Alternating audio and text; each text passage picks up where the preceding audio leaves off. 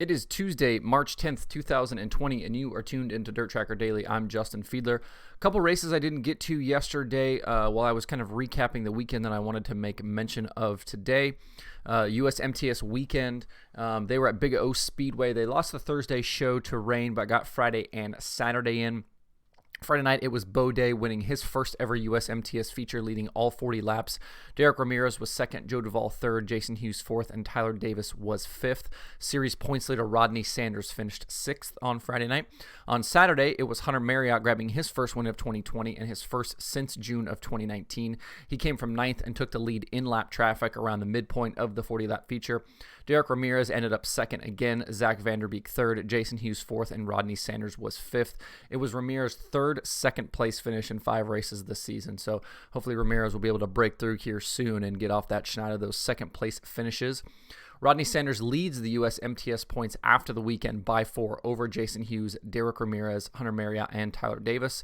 The USMTS Modifieds return to action March 26th through the 28th at Humboldt Speedway in Kansas, so make sure you check that out. If you'd like more information about USMTS, you can find it at USMTS.com, USMTS.com. And then also you can find news for both USMTS and then RacingDirt.com that covers USMTS and a lot of the modified stuff. All of that is included in the news section on DIRTRACKR, so you can keep up with all of that stuff that's going on there.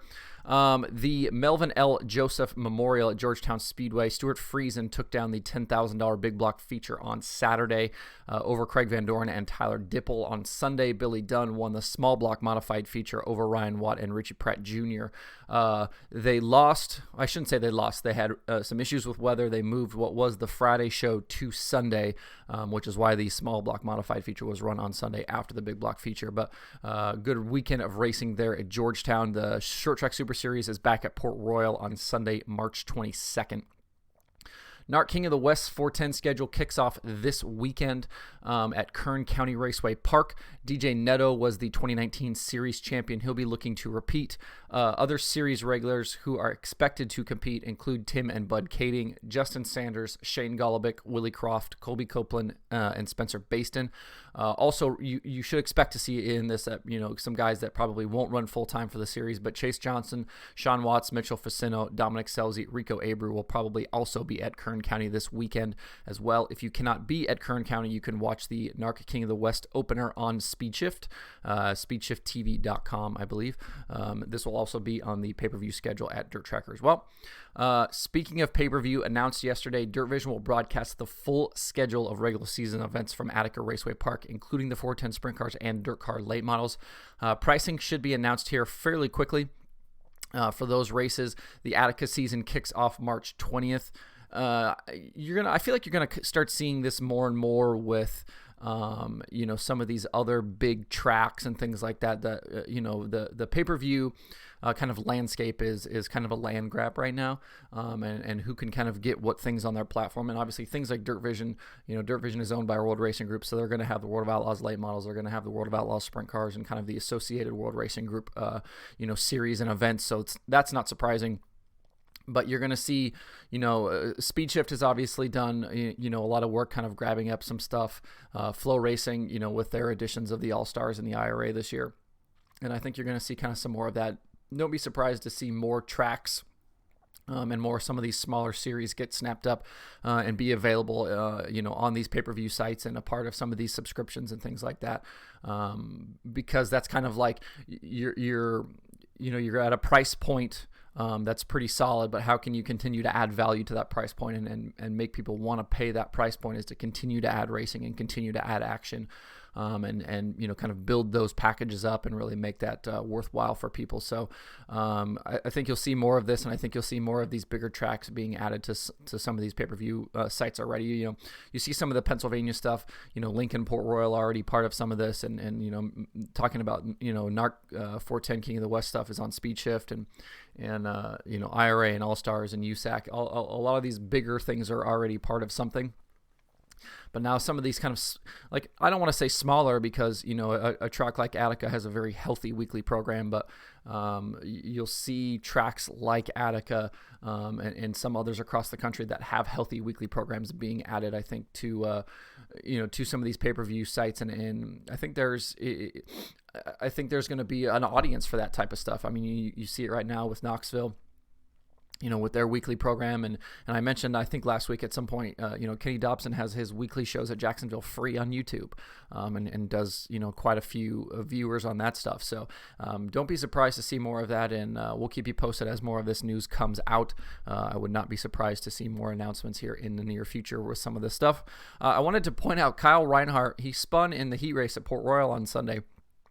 He tried to throw a big slider in 3 and 4 for the lead. One of those situations where he threw a slider, did a complete 360, was able to keep his foot in the gas and keep racing. There's video of it actually on SpeedShift's Twitter at SpeedShift TV as they had the live coverage. He later tweeted and said his arm restraint got caught on the steering wheel. So as he was going off in the corner, when he went to counter steer, he couldn't because his arm was caught, which is why he ended up spinning out in the first place. And it was interesting to kind of see the response to that tweet and some of the other people that have had that happen to them. And, guys talking about why they run certain types of steering wheels or maybe don't run arm restraints at all because of that. And kind of seeing the names of the guys that have kind of dealt with this problem. That's not something I've ever even heard of before. But obviously something that affected Kyle Reinhardt and has affected a lot of other guys. If you'd like to see that, go check out Kyle Reinhardt's Twitter. I'm doing a terrible job here. I pointed out the SpeedShift Twitter and not Kyle Reinhardt's Twitter. Let me go make sure I have his Twitter correct before I run my mouth. At Kyle Reinhardt 21. You can go see kind of his response to that tweet and some of the subsequent replies and things like that of the discussion that went on about arm restraints and things like that. I want to do a quick check on Gio Scelzi's foray into pavement racing. He's made 3 ARCA starts this season, 1 main ARCA series start, 1 West start, and 1 East start. He's got 2 10th place finishes and a 13th. He finished 10th last Friday night at Phoenix. The ARCA cars were on the schedule as part of the NASCAR weekend. So 10th place finish there. I know he's not been as fast as he would have liked, but obviously that jump from dirt racing and sprint cars and things like that into full-bodied stock cars and pavement, things like that is a huge transition. So I think it'll take him a few races to kind of get his feet under him and to understand what the car is doing and what's necessary before he's able to really kind of start picking up speed. But I don't see any reason why, within too awfully long he'll be up to speed and maybe be up there competing for top 5s and wins here and not the too distant future.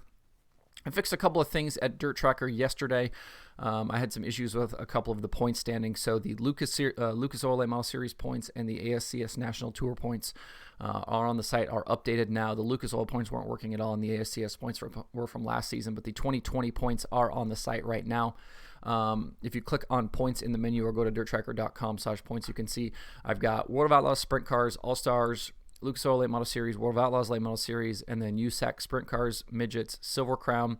The Silver Crown points are empty right now because obviously they haven't had any racing yet this year. ASCS National Tour, POWRi National Midget League, which is still from last year. Same with IRA Sprint Cars and King of the West and the Super Dirt Car Series. None of those series have had races yet. So all of those points that you'll see are from the 2019 season. But I've got the top 10 in points, and at the very least I have who like obviously the rundown of drivers and the number of points they have where available. I also have how far apart they are in points, obviously the difference, and then the number of wins. And then if you'd like to see the full points, I have links to the full points on the series sites in each of those boxes as well. So if you'd like to keep up with all of the series points, you can do that at DIRTTracker.com/points. I wanted to also point out the show is now available on Google Podcasts. I was able to add it like a week or two ago to Google Play Music, but it had not appeared yet on Google Podcasts. It appears now that it is on Google Podcasts, so those of you who are listening to shows there, you should be able to find it no problem. And then let me know if there's anywhere else you'd like to see the show that I'm missing right now, because I think I've pretty much got it covered, between the big platforms and obviously being able to watch the show on YouTube and Facebook. I've pretty much got it covered, but if there's somewhere that's missing that you would like me to add the show to, please let me know. I've thought about maybe doing Instagram TV, but the video length on Instagram TV is 10 minutes capped. And a lot of these shows, like today, are going to be north of 10 minutes. So it doesn't really work for a platform for the show. I think, the videos on YouTube and Facebook is probably the best thing to do. And then in terms of the podcast world, I've got most of the major players. So if there's something that I don't have, something I'm missing somewhere you'd like to have the show, let me know and I will make that happen. That's about it for today. You can find DIRTRACKR Daily, like I mentioned, on Apple Podcasts, Spotify, Stitcher, or where you get podcasts. Please subscribe, leave me a review, and tell your friends. You can also watch the show on YouTube and Facebook. If you'd like to email the show, you can at info@dirttracker.com. I'm checking that just about every single day. That's about the best way to get a hold of me for the site.